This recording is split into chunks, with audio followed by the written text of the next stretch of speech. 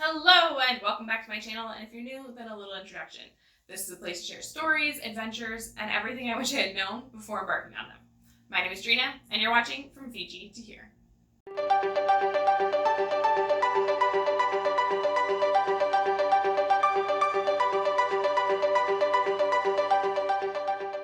I was never really a city girl growing up. I avoided any unnecessary trips to Toronto, let alone a big city like New York. So when we first decided to go, I was a little nervous, but also incredibly excited. I've heard so many great things about the city that never sleeps and how it's different than any city in the world. Like I said, I had expectations of New York. I'm sure almost everybody does. But Brooklyn was so much different than I thought. It's calm and peaceful, and the dogs, oh my god, the dogs, there were so many. Within 15 minutes of arriving, every person to walk by either had a dog, a yoga mat, or a baby, or partner, or all of the above. It's so family-oriented, which isn't something I pictured when I thought of New York. I pictured it all to have that Wall Street feel and a busy, stressful type of buzz that makes you anxious and feels like you constantly are forgetting something. As for Manhattan, the culture is so diverse, it doesn't matter what color your skin is, or the language you speak, or your religion. You're a New Yorker. We were only there for a week, but I feel like we were able to see so much during that time. Plus, at the end of the video, I'll leave some recommendations and tips and tricks for your next visit there. After landing at LaGuardia Airport and navigating the transit system to get to our Airbnb in Williamsburg, also, side note for first-timers, the metro system does get easier and easier the more you use it. I found it really handy to keep a picture of the system on my phone for times when I was all backwards and not sure which way was uptown and which way was downtown. After dropping our stuff off at our Airbnb, we made our way to find some lunch at a restaurant called St. Absalom. Now, we had seen this video on Facebook, and I'll insert a clip here of it. And it says this restaurant serves like 40 to 60 ounce steaks. That's literally like the size of my head. Think like from the Flintstones show that we would see when we were younger. So, of course, we had to see for ourselves. The restaurant was a homey pub style with an open concept grill, so you could see and smell the different foods being prepared. The service was incredible, and the tomahawk steak is really as big as it is in the video. Post-lunch, I was in desperate need for a nap before venturing out to the One World Trade Center and its observatory. The One World Trade Center is the tallest building in the United States of America, built on the northwest corner of the 16-acre World Trade Center site on the site of the original 6 World Trade Center. The observatory is 102 stories up, and the 47-second elevator ride gives you a look into the transformation of the city below from over the years. There's a City Pulse audio-visual presentation with animated tour ambassadors that is offered multiple times an hour to give you ideas on things to do around the city and resources to do them. Another additional feature that is offered is an interactive virtual reality guide to the city. Using iPads, you're able to zoom in on buildings and regions viewed along the horizon and throughout the city. I love markets and amusement parks and fairs.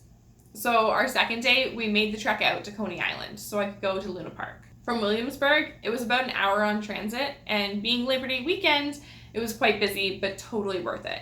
We even had the privilege of seeing the graduating lifeguards perform their diving spectacle off of the wharf.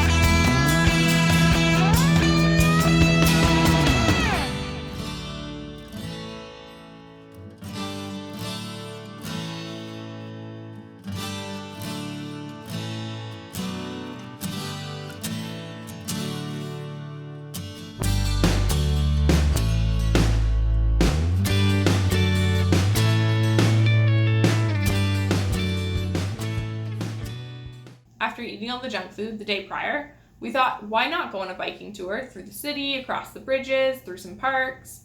So we rented bikes through Blazing Saddles, who provided us not only with a map, but an outline of some of the paths we could take. New York has amazing bike paths, installed not only for the main roads, but even for the bridges themselves. I really like when the bike path was through a little boulevard that separated the different directional lanes on streets. It made you feel almost like you weren't in the middle of a city. It's worth noting that the Manhattan Bridge only has a bike path, whereas the Brooklyn Bridge has a pedestrian walkway that goes alongside the bike path. So be sure to signal that bell, as a lot of people will stop in the middle of the path, oblivious to their surroundings, in order to take pictures. We then made our way to Times Square and the Ed Sullivan Theater, where we had gotten free tickets to sit in on a live filming of the Stephen Colbert Show. Although no photography was allowed, so you'll have to take my word for it when I say it was a lot more fun than I had imagined, especially seeing as one of the surprise guests was John Krasinski. By the time we got out of the filming, it had gotten dark, and seeing Times Square lit up was like Christmas morning. We walked and walked, just taking it all in. The different musicians and street performers, billboards, storefronts, and aromas from the street food stands just lit up all of your senses. Another beautiful day in New York City. I didn't wear my Fitbit this day, but boy, I wish I had. We started out by heading on a boat to the Statue of Liberty, where we toured the museum before heading up to the very tip top of the statue. Yes, all 377 steps from the lobby to the top of the crown.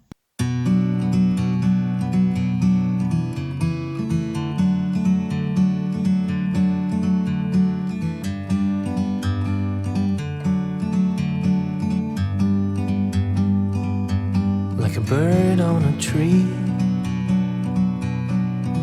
I'm just sitting here. I got time, it's clear to see. From up here, the world seems small. We can sit together. It's so beautiful. If you say so, you better not chicken out last minute. I'll be mad. We meant to be Just like this. Okay, ready? Set, go! in the great outdoors. Run faster!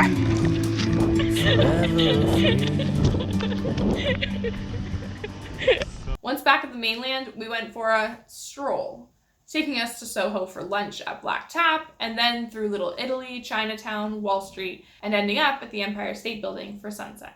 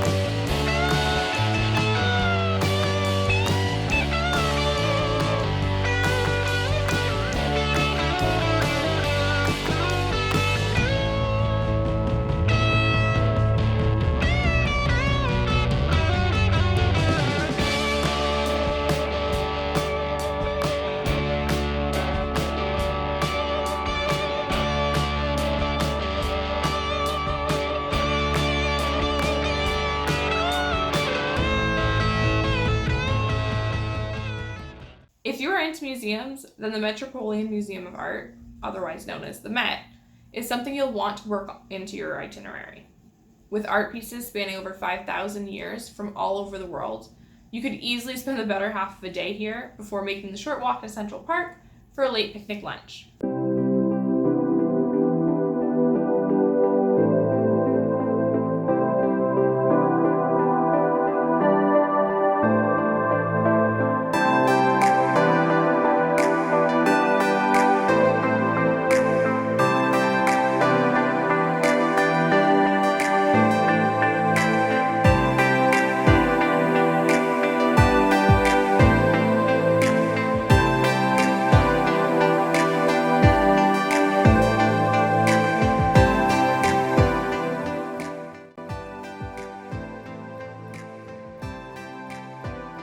On any given day, you're sure to see people running, biking, or performing in the park, while you decide to eat, people watch, read a book, or even grab a quick nap.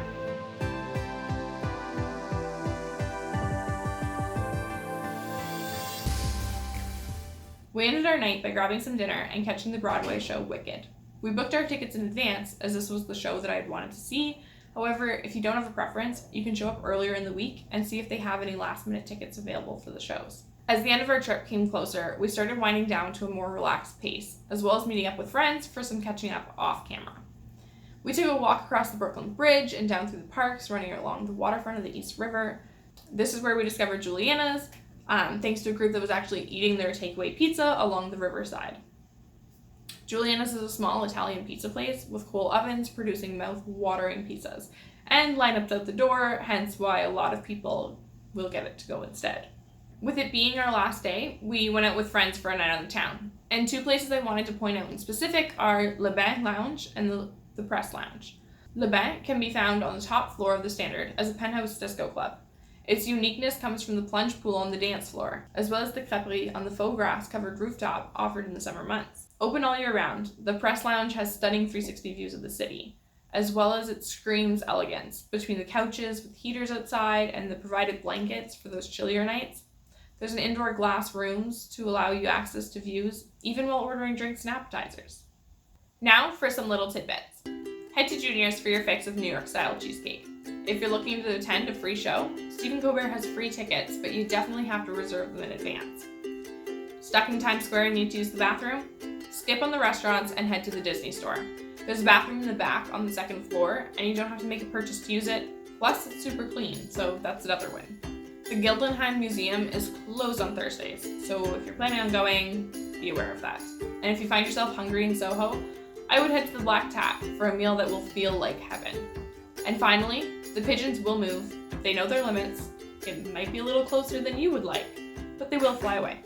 That wraps up this video, guys. If you have any questions, feel free to leave them down below, as well as any videos you'd be interested in seeing. Budget videos, packing videos, etc., things like that. Also, if you like this video, be sure to give it a thumbs up, as well as to click that notification button to be notified of more like it, as well as join me on my future journeys. Thank you so much for watching, and I'll see you in my next destination.